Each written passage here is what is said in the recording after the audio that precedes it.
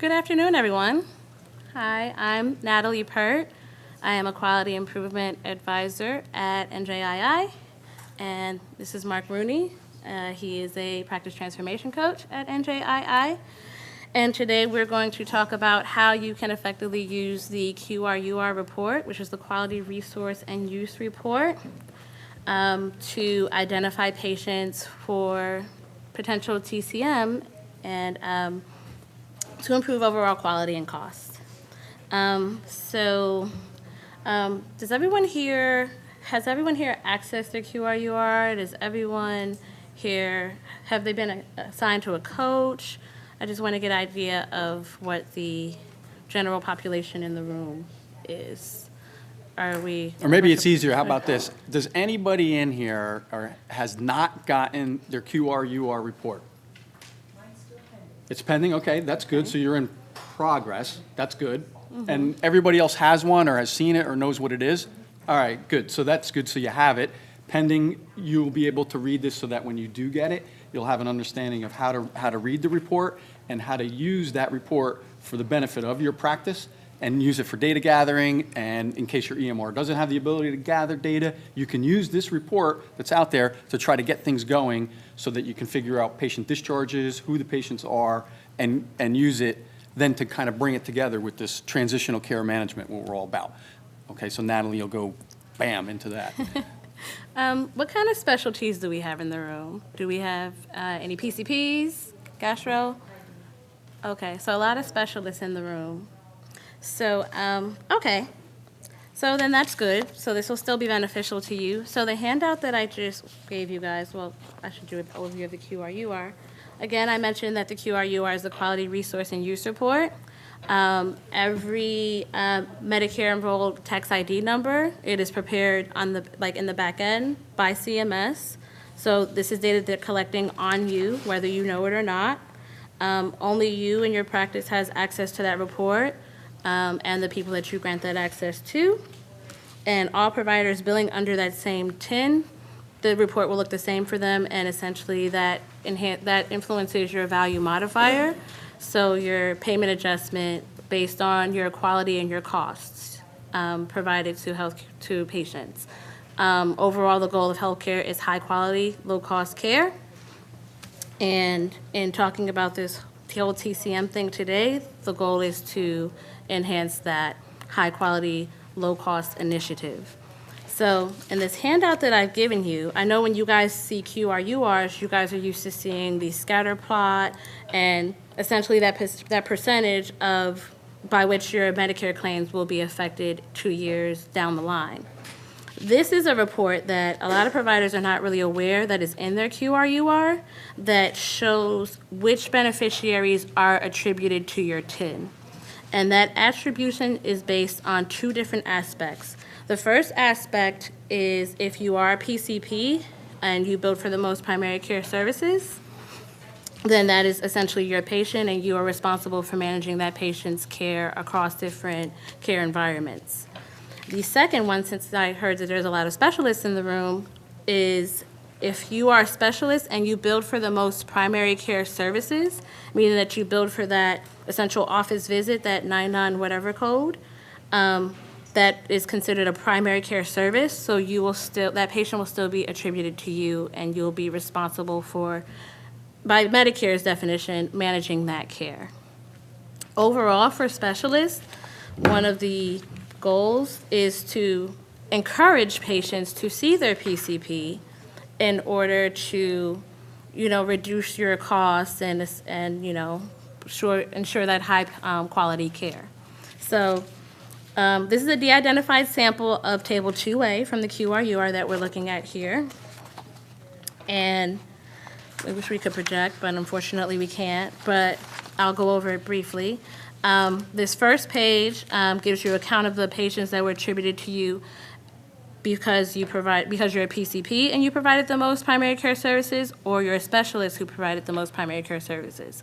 So just to clarify, even if you're a specialist and you saw that patient 5 times and you billed for more services, if that patient goes to see their PCP 1 time, that is the primary care provider's patient. So you definitely want to encourage that to happen. The second page is more of a breakdown of the actual patients that are attributed to you. The first column is their HIC number, so essentially you can use that HIC number, that is their Medicare claims ID number, and trace that back to each of the patients at your practice by whatever MRN you're using at your practice, and try to track the patient that way.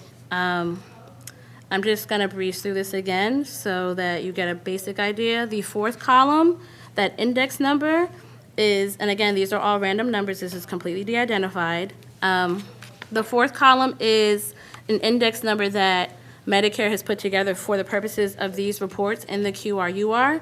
So in addition to this attribution roster, there's a hospital admissions roster, there's a cost roster that links to that index number so that you can link each of these patients across the different tables of the QRUR. That fifth column, which is HCC percentile ranking, that HCC is hierarchical condition category. Essentially, that it evaluates the patient's care overall. It evaluates the patient's conditions and comorbidities, specifically the big ones like coronary heart disease, COPD, diabetes, and it assigns a score to the patients that are at risk for, one, seeing any healthcare provider the most, and two, costing the system the most money. So for patients that have a high HCC ranking, you want to try to definitely get your hands on that patient, especially as a specialist, because if they're not seeing a primary care provider, it shows to Medicare that that patient is not essentially being managed correctly. So all the costs that are entailed from that patient being a frequent flyer to the ER, or just basically the mismanagement of that patient's care, are going to be attributed to your cost score, which will bring your cost score down and make you more likely to be subjected to a negative payment adjustment from CMS. So I'm just going to skip over to the next page. And that shows you a list by NPI within your TIN, who billed for the most primary care services and who billed for the most non-primary care services within your TIN, and the specialty associated with each of those NPIs that are identified. And the final page is just the opposite, which is the TIN, the NPI, the practitioner who billed outside of your TIN, who billed for the most primary care services and non-primary care services, and their specialty as well. So the goal of this, overall the goal of this is to kind of get an idea of where your patient is going, what they're seeing these different providers for, so that when they're in your office, you can address these things and better manage their care across the different care environments.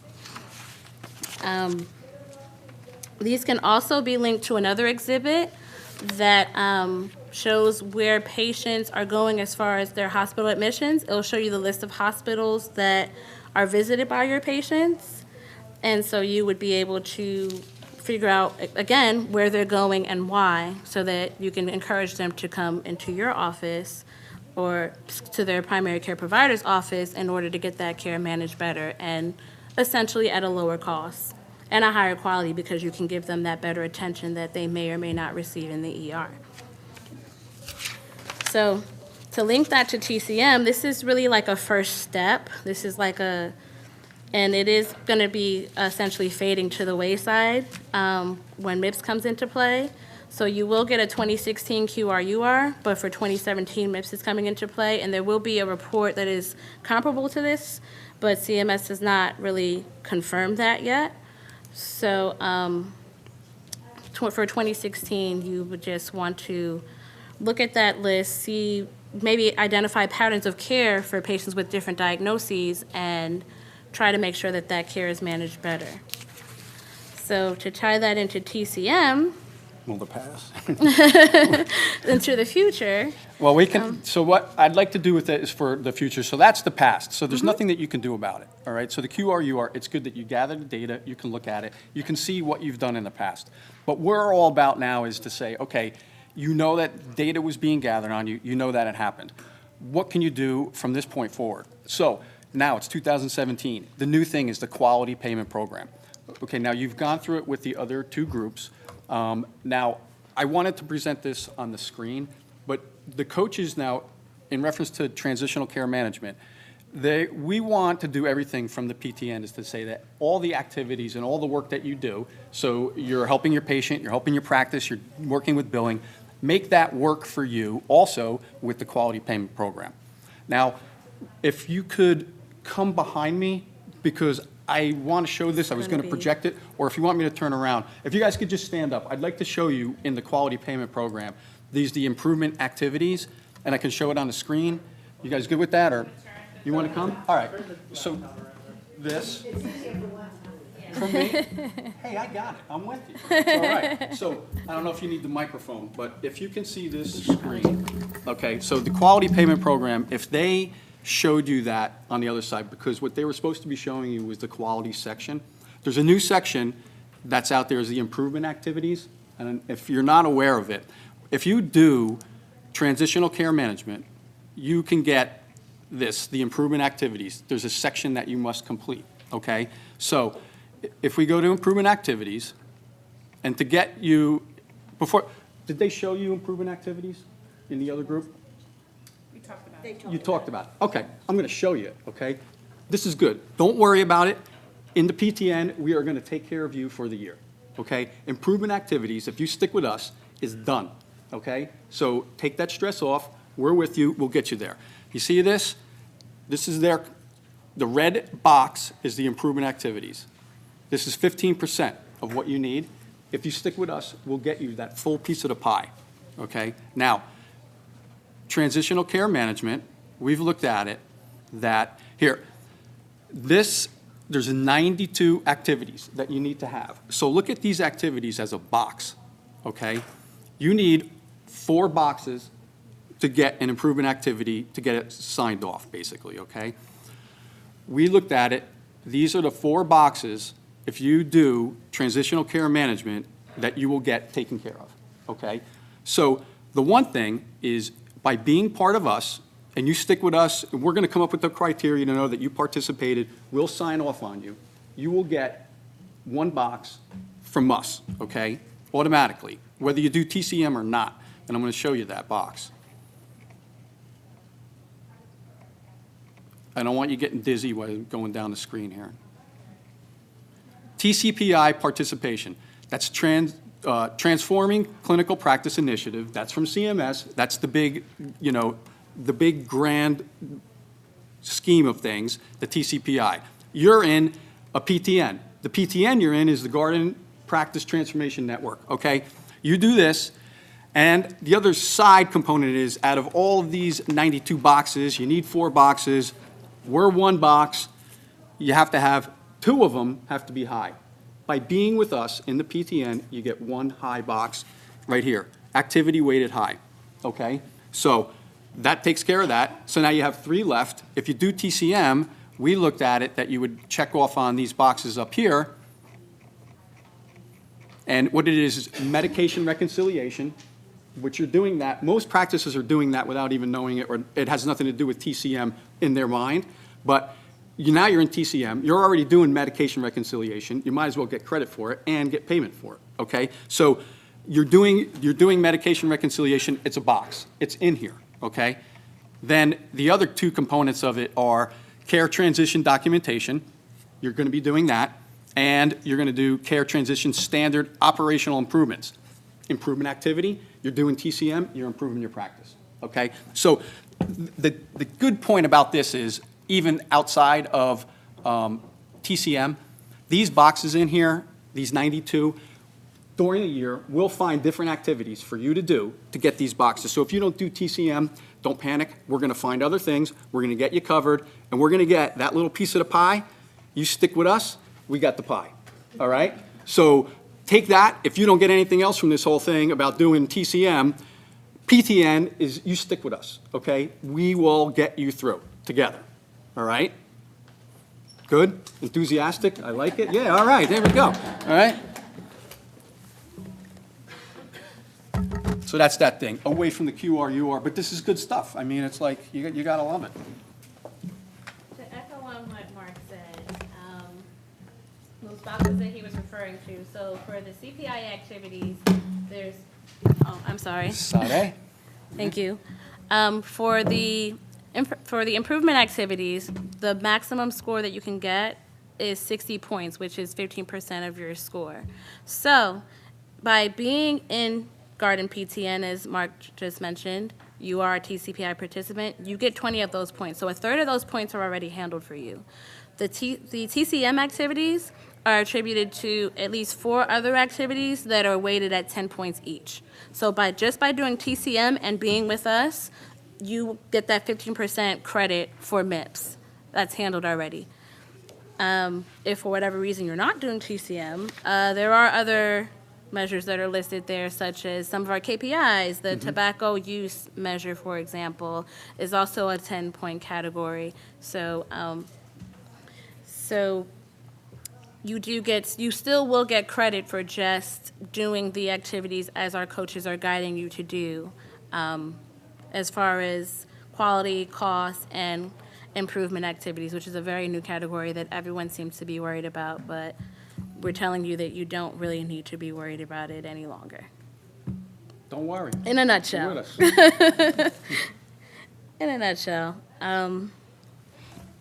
So I know that the purpose of this breakout session was the QRUR, but again, the last QRUR that you will see is for 2016, and you will get that in fall of 2017. So essentially, you have until February 28th, if you're going to submit via NJII, to register with us, and we need that data for PQRS by March 10th, so that those PQRS measures that you report on could essentially be impact your quality score, so it would affect your 2018 Medicare claims, and you want to go for that 2%, that full 2% value modifier score, because that's the most ideal. No one wants a negative payment adjustment. So after that, MIPS is going to come into play, and they're going to put together these quality and cost reports that should echo the QRUR, but they haven't exactly confirmed that yet.